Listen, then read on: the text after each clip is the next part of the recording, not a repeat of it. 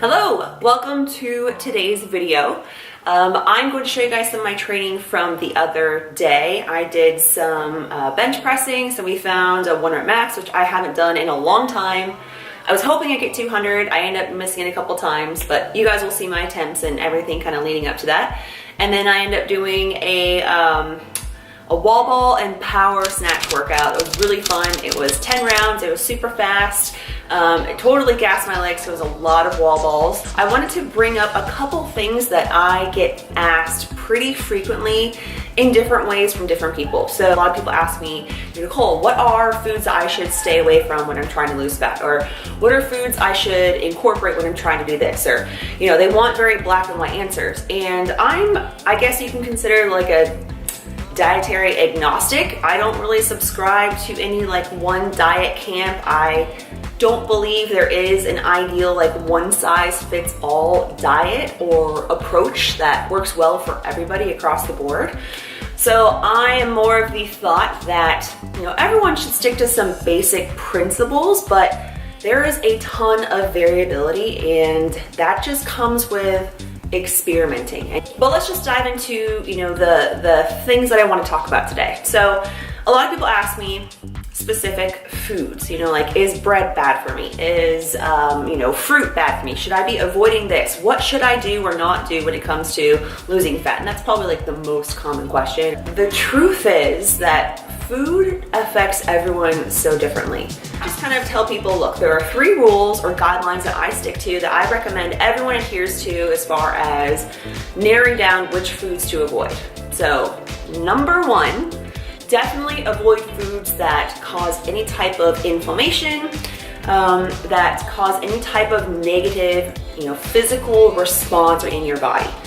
Now, what are some signs of inflammation or I guess considered a negative response to food? One is digestive issues. Okay, if you're having acid reflux, if you're really bad, gas is normal here and there depending on like how much fiber you have in your diet, but if your farts smell so bad you're like clearing the room, or the bathroom smells horrible afterwards, that's not normal. That should not be happening. There's something that you eat or that you ate that just doesn't sit well with your stomach and you're not digesting it well. So digestive symptoms are a major red flag. Diarrhea, loose stool, stuff like that. Another kind of set of symptoms would be headaches or acne, inflammation. A lot of people get, achy joints, creaky joints, arthritis, things like that. People who are chronically bloated or have a lot of inflammation in their abdomen. You see people that look relatively small and lean, but they have this huge, inflamed belly, and that's a sign of gut inflammation. And I definitely believe that a lot of the lifestyle-driven diseases that we have that are so prevalent all over the place, heart disease, type 2 diabetes, metabolic insulin disorder, stuff like that, and even a lot of the autoimmune diseases that we're seeing more and more common, more people starting in younger, phases of their life, I think a lot of those have to do with the gut and your gut health and your ability to process and absorb certain nutrients. And one is stay away from foods that cause inflammation, that don't sit well with your system. And if you are having some of those symptoms, I think the easiest, the cheapest, and the best and most accurate way to figure out which foods those are is to do an elimination diet. And there are a ton of protocols out there. I can list a couple down below in the video, but it's basically you're stripping away a couple main and common known allergens to people. Most of these are going to be done without gluten, without corn, without dairy, nightshades. Some of them take chicken away. And then you keep them out for a couple weeks and you slowly add them in one by one. Now, if you go back to just adding them all in at the same time, you won't know what is the food that's causing those negative symptoms if they come back, right? So that's why you have to add them in one by one. Rule number two, or food category number 2, foods that you absolutely hate. And I don't want people to use this as an excuse to say, well, I don't like vegetables, so I hate vegetables, and I'm not gonna eat them. I think that's a little immature. I think a lot of people just haven't found the right way to prepare certain foods. I think that a lot of people have had poor experiences with them.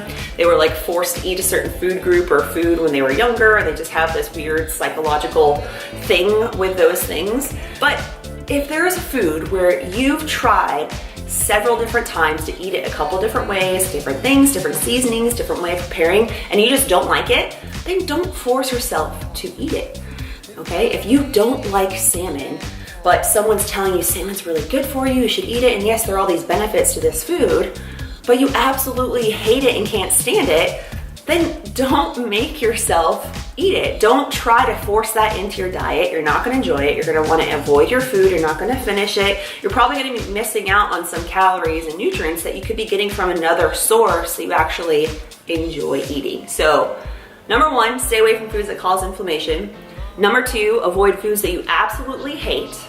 And then number three, I tell people to avoid foods that trigger them into spirals or binges. And I see a lot of women that are very addicted to sweets and sugar, and there are some men that are like that too, but it's not all sweets and all sugar. I think there are like certain foods, whether it's like a specific cookie or type, like a brand of candy or whatever it is. Some people it's like salty, crunchy stuff like chips and crackers. Some people it's bread. Some people it's like the doughy, the gluten in bread itself. It just causes them to want more and more and more.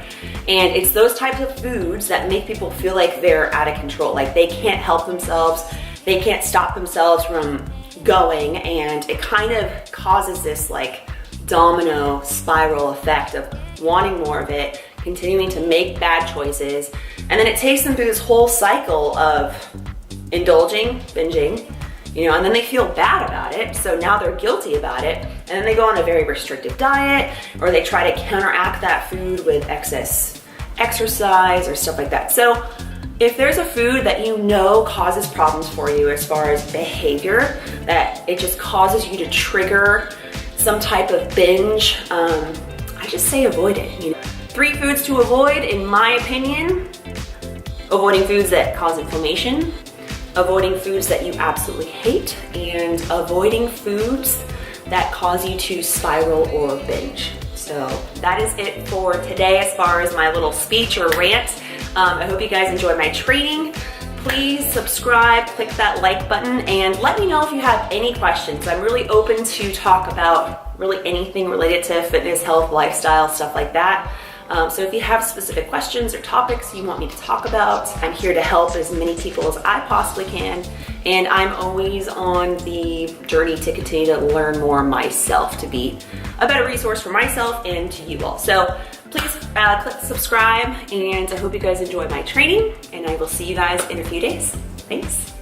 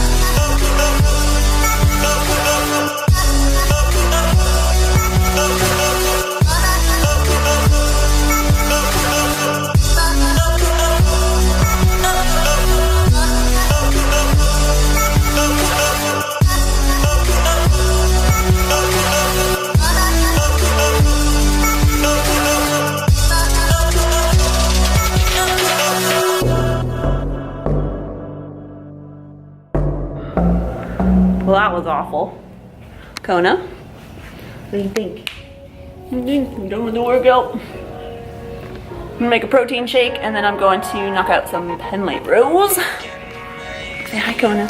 Kona, what are you doing? Hi, puppy. Want to rub your belly? Look at those puppy eyes. Look at those puppy eyes. Hi. What are you doing? You think you're in trouble? What do you want to do? You want to go somewhere? What are you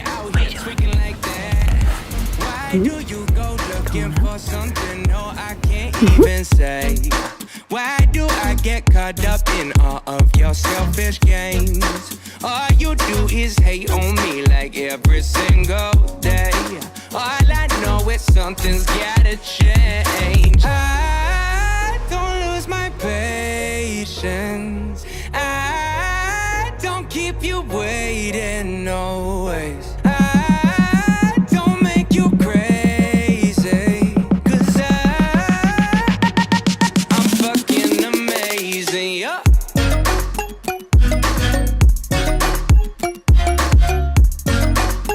I told you I'm fucking amazing. Yeah. Oh, oh, oh, oh, oh, oh, oh, oh. Don't lose my patience. Don't keep you waiting always. Don't make you crazy. 'Cause oh, you know I'm fucking amazing. Yeah. Oh, oh, oh, oh,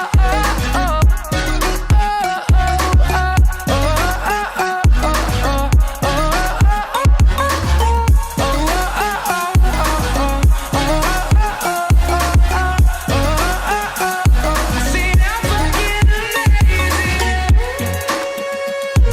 like I'm so perfect, like I know, no, I don't know. True. Alright, I might deserve the shit that you put me through, but I don't really do many things bad. You're just looking for a reason to get mad. Oh, why you out here tweaking like that? 'Cause I don't lose my patience. I don't keep you waiting always.